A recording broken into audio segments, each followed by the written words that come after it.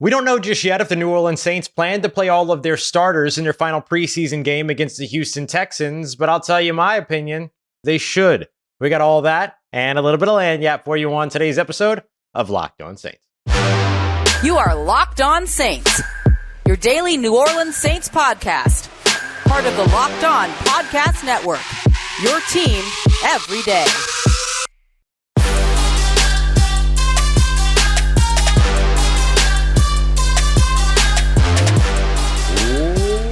What is good, Who Dat Nation and Who Dat family? Welcome into another episode of Locked On Saints, your daily podcast covering your favorite team, the New Orleans Saints, part of the Locked On Podcast Network, your team every day. Thanks so much, as always, for making Locked On Saints your first listen of the day every day. To all you everydayers out there, don't forget that you can always subscribe and follow for free on YouTube or wherever you get your podcasts so you never miss the latest episodes. And as always, if you want to continue the conversation one-on-one with me, as well as take part in all of our exclusive film studies, Q&As, inside information, early access, and much more, you can head over to joinsubtext.com/LockedOnSaints today to join a community I would love for you to be a part of. As always, I'm your host, Ross Jackson, at Ross Jackson Nola, on your favorite social media, your New Orleans Saints expert, credentialed member of the media. You can find me as a senior writer and reporter over at Saints News Network, Sports Illustrated's Fan Nation site, covering the New Orleans Saints every Tuesday on the Locked On NFL podcast, and here with you every single Monday through Friday, and then some on Locked On Saints. Today's episode of Locked On Saints is brought to you by our friends at Game Time. Download the Game Time app, create an account, and enter the promo code Locked On NFL. You're going to get $20 off of your first purchase, last-minute tickets, lowest price guaranteed. On today's episode of Locked On Saints, we're going to be taking a look at a couple of different things leading up to this final preseason game with the Houston Texans, kind of getting ahead of this a little bit with a couple practices left in the week. First of all, we're going to take a look at how this is a make or break week for a couple of players. We'll name those players and tell you why. We're also going to take a look, and I'm going to tell you why I believe that Ellis Merriweather could and maybe likely should steal himself a spot on the New Orleans Saints 53-man roster. But first, I think that the New Orleans Saints should play their starters in Sunday's game against the Houston Texans. Asterisk, okay? There is an asterisk here. I think that the offensive starters should play for a drive. I think that the defensive starters should spot start. That's the way that I'm looking at this. So you know right now, or at least as of now, thanks to our good friend over at Cody Davis of Locked On Texans, who also covers the Texans for Sports Illustrated, mentioning that the Texans announced, and it was DeMeco Ryan, of course, their head coach, that officially announced that they would be starting their starters against the Saints during Sunday's game, and that rookie quarterback C.J. Stroud would also be the starter, the number 2 overall selection. The Saints are going to get a look at him, which is good because they're going to get another look at him later on in the later on in the regular season. Actually, not that late in the regular season. They actually play Houston pretty early on in the season, but it's great to get a look at this team that you're going to end up competing with during the regular season. But I think what would also be valuable for the New Orleans Saints is to get one more drive with their first team offense. And if that first team offense doesn't find the end zone, if that first team offense is one play interception, fine. Whatever it is, just get them out there. And one of the reasons why I think that the Saints should put their offensive starters out there during the game is because I think getting some live action and a live look at the chemistry between Derek Carr and Chris Olave would be valuable for the team. We've seen it all over training camp. We've seen it all over the joint practices against Los Angeles Chargers. You lost out on the joint practices against the Houston Texans. If the Saints would have been able to keep those joint practices with Houston, although I completely understand why they got cut and why they got rid of them, because Houston's been dealing with a lot of injuries and all this other stuff. I get it. But if that would have happened and those joint practices would have remained, I'd be singing an entirely different tune right now. I'd be telling you that the New Orleans Saints starters got all the great work that they needed to get in during their joint practices, and that there's no reason to put them at risk in the preseason, all that stuff. And I do understand that playing them in the preseason means putting them at risk. You're putting them out on the field in uncontrollable circumstances. That's the value of the joint practices, is that they're controlled circumstances. You can make sure that the players aren't hitting one another, that they aren't throwing people's elbows all over the place and diving and doing all this other stuff, fighting for extra yards. You got a lot of desperate guys out there that are fighting for roster spots who are going to do the most because they're trying to make this roster. And that could be of detriment to your star players. I get it. I understand the risk, but it is a calculated risk, because the other piece of this is that, do you really want Derek Carr and this New Orleans Saints offense to have had only the one drive that's already 2 weeks ago, knowing that you get effectively 2 weeks before the regular season game after this? So it would be about 4 or 5 weeks before you actually get them back out on the field against the Tennessee Titans on September 10th in live game action. I see the value in getting them out there. I really do. As for the defensive starters, I think it's about spot starting, right? Like, Khalen Saunders is somebody that has spent a lot of time on the field during preseason. Maybe he doesn't need to play the third preseason game against the Houston Texans. Maybe getting guys like Bryan Bresee a little bit of rest when he's played a lot over the course of these few games, as well as, of course, just dealt with getting like his eye poked during practice on Wednesday. I get the advantage of having those guys sit. Marshon Lattimore truly just simply shouldn't be seen again until the first game of the season, right? Outside of practice, of course. And so I do think that, or outside of the practice leading up to that game, like, I wouldn't be upset with, quote unquote, right? Use that phrase loosely, or shocked by the New Orleans Saints simply saying, you know what, Marshon, you're Gucci, fam. Like, you ain't got nothing to worry about. You're good. You can sit. Like, he came back, he did stretch, he did individuals, and then he went in the locker room and then he went away on Wednesday. That for the rest of time leading up to the practices for the Houston Texans or for the Tennessee Titans to open up the season makes perfect sense to me. So that's kind of the way that I look at it for New Orleans. But I do think that the value of getting the majority of your starters out there for your first team on offense for at least a drive, or really scratch that, I would say at most a drive, right? Like, you don't need to see a half of these guys. You don't need to see a quarter of these guys. One drive, and get them out there, and then make sure that they're kind of ready to go and that they have one more of these opportunities to hit the ground running and really see that connection between Derek Carr and Chris Olave blossom in a live game setting, which we haven't seen yet. Remember, neither of them played when they went up against the Chargers last week. And the week before, the very, very first play of the game, or the very, very first target of the game, was from Derek Carr to Chris Olave, but fell incomplete on that kind of split zone release and action that ended up being thrown just a little bit too far. It led him a little bit too much. So you want to see some of that chemistry there, but you want to see it in live action before the season begins. So that's kind of where I am on all of this. Let me know. Do you agree? Do you disagree? Do you want to see the starters? Do you not want to see the starters?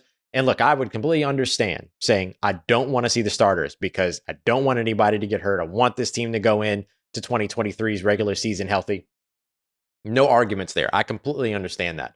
I just think that for some other reasons, there's value in seeing those guys for at least one drive on the offensive side, and maybe some spot starters over on the defensive side to get a good look and get one more set of reps under that unit's belt going into the regular season.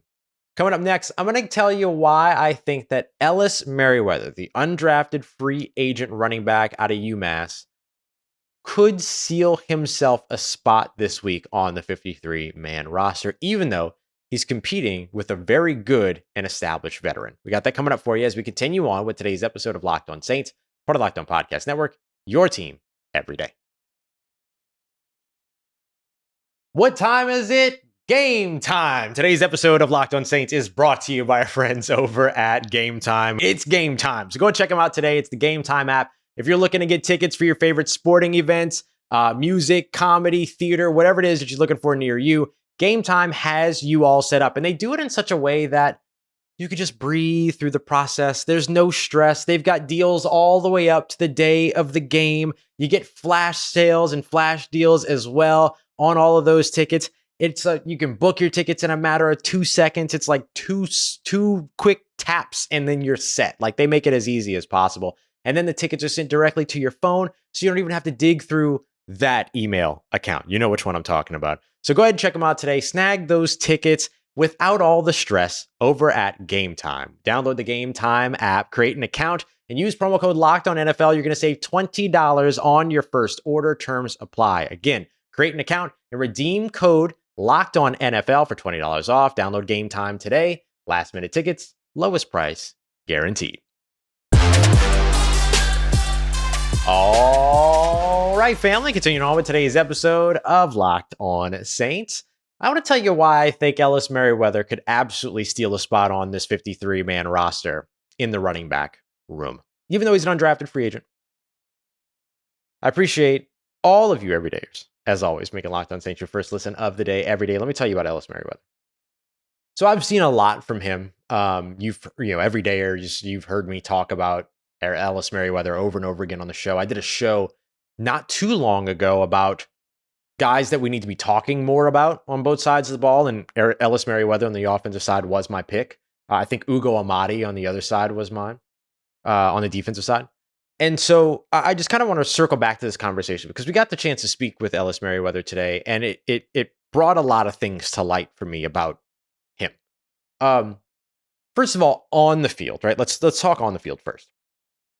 There's a style of running back that the New Orleans Saints like to have complementing their lead guys, and Ellis Merriweather is that style. He's kind of this big-bodied bruiser at 6'2", 225 pounds that always falls forward, always fights for extra yards, has good ball security as well, but that can also, get mixy a little bit, getting around the corner, getting outside, all that kind of stuff.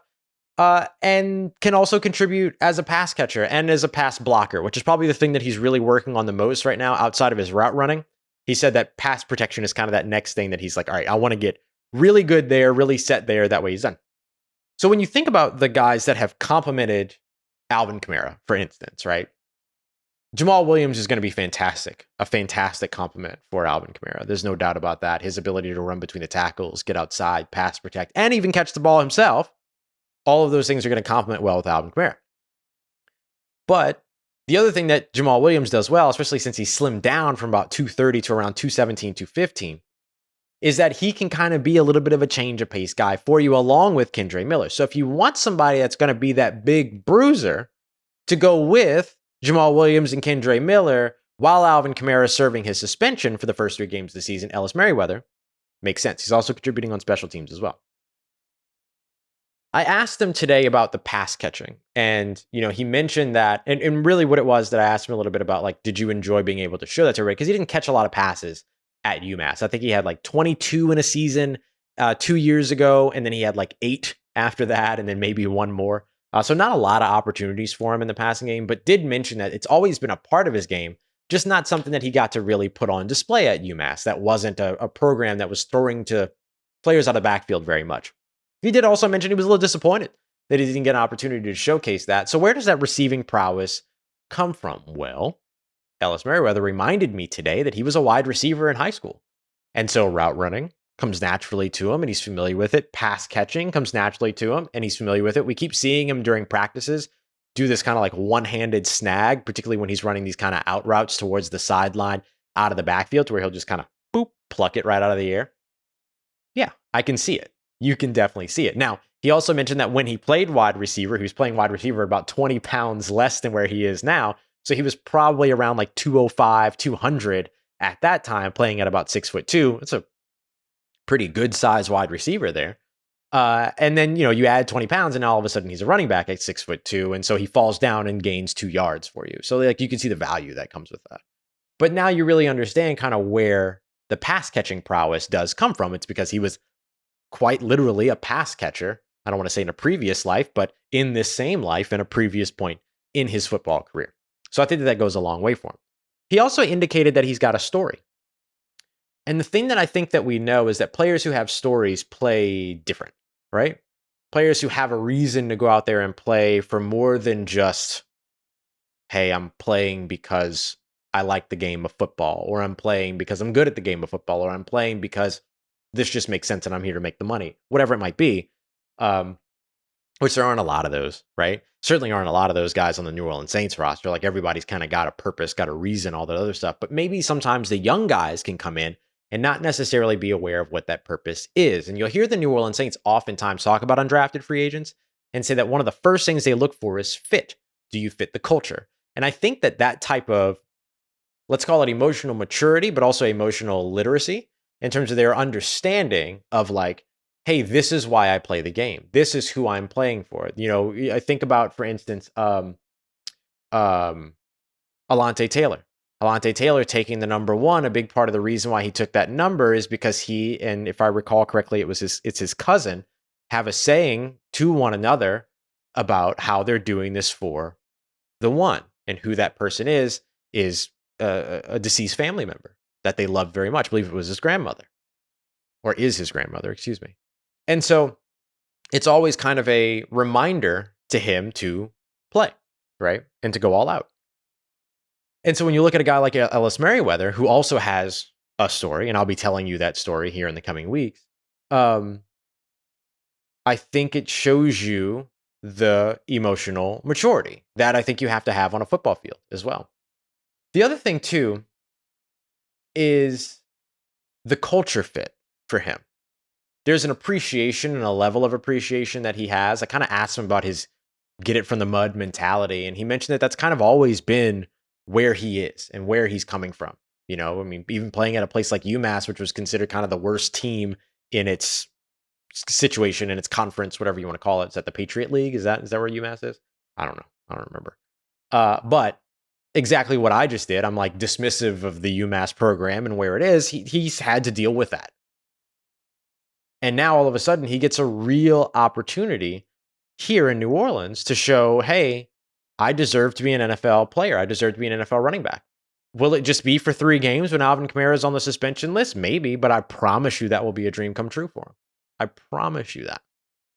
And so when you're looking for a player that's an undrafted free agent and like what the perfect formula is for them to be able to make the roster, the things that you're looking for are maturity, production on the field, which we've now seen over and over again, and also somebody that's got a little chip on his shoulder, something to play for. You saw that with Juwan Johnson. You've seen that with Rashid Shaheed. You saw that with guys like Pierre Thomas, Lance Moore, Willie Snead. I mean, you've seen it, right? Like, that's the mold. And I think that Ellis Merriweather fits that mold. And so I do think that he could not steal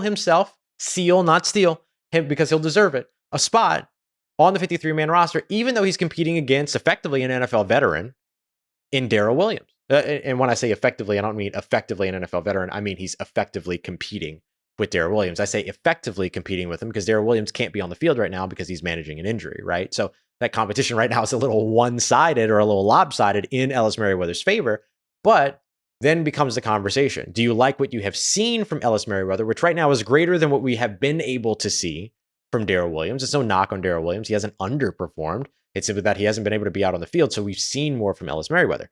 Ellis Merriweather was also here first, and then it took a little while, and then Darrell Williams showed up. So you saw more on the front side of Darrell Williams arriving here in New Orleans from Ellis Merriweather, and since you've been able to see less on the other side of Darrell Williams arriving here in New Orleans. So I do think that that ends up having an impact for you. And that ends up working really well in Ellis Merriweather's case, although the Saints will have to make a decision. Do you trust more of what you're seeing, or do you trust more of what you've seen? Because obviously Darrell Williams is a proven NFL veteran. Which way did they go? We'll see.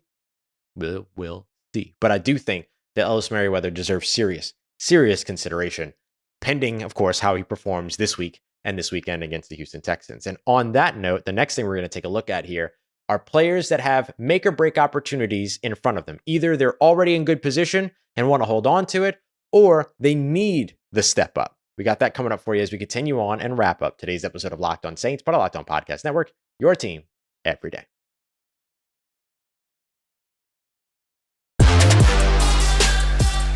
Let's get it, Who Dat Nation. Wrapping up today's episode of Locked On Saints with a quick look at the players that have make or break opportunities in front of them this week, including, of course, the big preseason matchup against the Houston Texans. As always, appreciate all you everydayers out there, whether it's your first time or your next time, making Locked On Saints your first listen of the day, every day. So we mentioned Ellis Merriweather. He falls under this category. And notice that when I say like make or break, I'm not really focusing on the guys that are at kind of the bottom of the 90-man or 89 in this case, since the Saints moved on from Brian Edwards, 89-man roster, right? Like I'm not super fixated on the guys that are complete long shots at this point.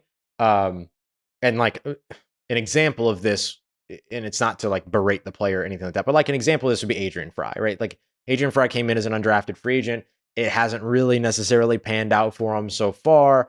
And now you just kind of want to see like, all right, well, could you vie for a practice squad spot? And I think there's a chance there for him. So maybe it's a little bit make or break for him when it comes to the practice squad. But the things that I'm really looking for are the guys that are either like right on the cusp of the 53-man roster, or the players that are really kind of almost solidified, but just need like one more thing to kind of let you know, like, cool. Like, as in, don't do anything wrong and you're set. So let's start with that category of players first.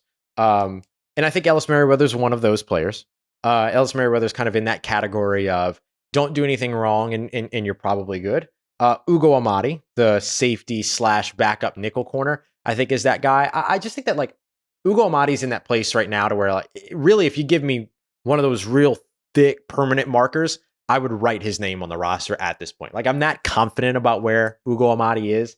And there's kind of three reasons, right? Like, there's the safety play and his ability in the box and his ability to make plays and be a playmaker. We've kind of seen that from that position. We've also seen him be the primary backup slot corner behind Bradley Roby. I think he is your backup slot player.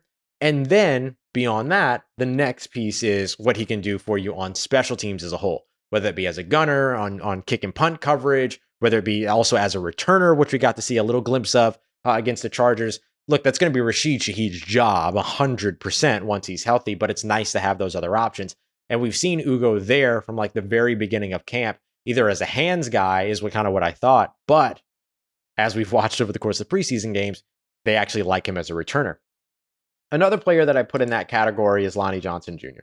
Lonnie Johnson Jr., I feel like, has a spot on the 53-man roster. I put him on mine, which you can get from yesterday morning's show, the first show of the days. We're still in two-a-days here, and we'll be in two-a-days for the rest of the season, actually. But I look at Lonnie Johnson Jr. as a guy that reminds me of PJ Williams. Like, it's so hard to pull him off of any roster because he covers so many different positions for you. He can play safety, he can play corner, he can play in the slot, he can play down in the box, he can be an over-the-top safety, he can be a split safety, he can serve in special teams, he can be a gunner. I mean, you saw him be the guy that helped to down a punt at the 5-yard line against the Chargers, but then you also saw him with the game-sealing interception at the end of the game. So, and then you saw him on kick coverage at the beginning of the game. Unfortunately, it was punt? Was it kick block or was it kick protection? I can't remember, but you saw a penalty on him early on in the game, but it was him playing on a different special teams unit. So there he is over and over and over again. So I think like both Ellis Merriweather maybe has a little bit more to show, but Ugo Amadi, Lonnie Johnson Jr. are kind of like, hey, don't screw it up and you'll be fine. The three guys that I have that are vying for spots, and I'll start with the guy that I think is the closest, wide receiver Shaq Davis out of South Carolina State University. He was impressive during Chargers training, like joint practices. He was impressive as all get out during the Chargers game. And he's been impressive in every practice that we've seen since. On Wednesday, he and Jameis Winston connected on a big time slot fade. So that's where you kind of do that fade out towards the boundary, but then keep pushing vertically, but you're doing it from the slot as opposed to the outside. Found him for a big, what had to be a 30+ yard pickup for sure, mostly through the air. And I think that like those are the things that separate Shaq Davis from some of the other receivers, is that he has this big body, this ability to go up and make those weird contested catches, super late hands too, to where he doesn't really put his hands in position to catch the ball until almost sometimes quite literally the last second. That catch that he made in the middle of the field from Jameis Winston, when it looked like he and Jameis were the only two players on the field that knew that the ball was in the air. The reason why is because he sold it with the late hands. Like, the DB had his back turned, so that was good recognition by Jameis to know, I can get this pass out and this dude is going to have no idea that the ball's in the air. And then Shaq did a good job of not giving away and giving him the hand position so that the DB could play through the hands. He waited until like the last second to get that hand and then the other hand out there to catch the pass. And then now that you're starting to see the things that he can do on special teams as well, as a coverage guy, as a blocker, so on and so forth, I think that gives you a pretty good indication that everything is there for Shaq Davis, just needs one more little performance to kind of push him up there. Another guy to watch in that same category is Niko Lalos. Niko Lalos had the fourth quarter of a lifetime against the Indianapolis Chargers. Who am I? Where are we? Los Angeles Chargers, with 3 sacks. He also had a pass breakup, like a pass batted down. He had a tackle for a loss in that game. He had a wicked good game. But the thing about it is that it was in the fourth quarter during a preseason game against guys that might not make rosters, right? And so what you need to show if you're Niko Lalos at this point is, can you do it consistently? And I brought that, I spoke to him about that. I said, it's great when you have a game like that, but now how do you go about showing the consistency of it. And that's a big thing that's going to be next. And he sort of talked about like showing up, focusing on the fundamentals, focusing on the coaching, and getting the job done, not just showing up, but finishing. And that was a big thing that Niko Lalos showed you. The New Orleans Saints, near sack was a big thing for them last year and really over the last couple of years. So having a player that could go out there even situationally and finish when he gets to the quarterback is obviously a big thing. If Niko Lalos can do that again, either throughout practice or against that Houston Texans team, especially going up against maybe some second team competition, then I think that could potentially shake up some things in terms of how the Saints really look at their edge rushers. I don't think it means that you keep him instead of an Isaiah Foskey. That's not happening. Keep him instead of a Tana Passanio. That's not happening. But the Saints are very deep at edge rusher. So if you want to convince him to keep a sixth, I think that's what you're going to have to do. And then on the defensive line, which I really, really leaned into in this morning's episode, or yesterday afternoon's episode, Jack Heflin. I mean, Jack Heflin just continues to make plays, and he made them during the Chargers game, and he's continuously made them during practices as well. He had a great play, one that won't show up on a stat sheet that would have been great in game that happened during practice, where he took up 2 or 3 blockers right in the middle of the offense when they were trying to run the ball out to the left. Because he opened up that gap, Nephi Sewell was able to shoot in, force a wider angle by the running back, and then Peyton Turner came around the edge to be able to get the tackle for a loss. It was a huge play, and none of it happens without Jack Heflin clogging up the middle and causing problems. We then saw him on the very next play with that interior penetration getting a sack. So you just really like what you've seen so far from Jack Heflin. If he continues to show out, maybe there's something to be said about him too, and maybe keeping an additional defensive tackle. If nothing else, I think a lot of these guys are going to at least, at the very, very, very least, and this goes way below where I think Ugo Amadi and Lonnie Johnson Jr. in particular are going to land. I think those guys are 53-man roster guys. But any of these other guys landing on the practice squad is going to be valuable for New Orleans as well. And I know that we have the discussion every year. They're like, oh, well, you're not going to be able to get this player through waivers. You're not going to be able to get that player through waivers. And they almost always get through waivers. So like, we're not going to focus too much on that side of the conversation, but it is obviously a possibility. But again, calculated risk. How do you go about it as a roster building situation? Which means that you're not just looking at the position, you're looking at special teams. You're looking at the roster as a whole. You're trying to get an entire picture of it. Now, I have a clip from Dennis Allen kind of illustrating that on tomorrow morning's episode, Friday morning's episode. So, look, as always, I appreciate y'all very, very much. Whether you're an everydayer, first time, next time, whatever it is. Just making Locked On Saints a part of your day. I really, really do. This has been so fun and so awesome, and I'm really looking forward to this season. Coming up later on today, I'll be live right after Saints practice, get you all caught up with the news and notes you need to know, as well as, of course, the biggest stories. And then, as mentioned, tomorrow morning, Friday morning, we'll have a fresh episode up for you that we're pre-recorded. And in that episode, we're also going to talk a little bit more about roster building and what that's actually like versus what like we, the media, make it look like. So we'll break that down a little bit tomorrow, as well as, of course, the biggest stories from around your favorite team, the New Orleans Saints. Appreciate you, as always, letting me be a part of your day, part of your routine, for saying yes to me and the show. As always, if you see me, say hi. And if you need anything else around your New Orleans Saints in between these episodes, make sure you follow me on all the socials at Ross Jackson, NOLA. Hit me up. Let me know how the family's doing. Let me know how you living. Let me know how your mom and them. And trust Who Dat Nation, I'll holla at you.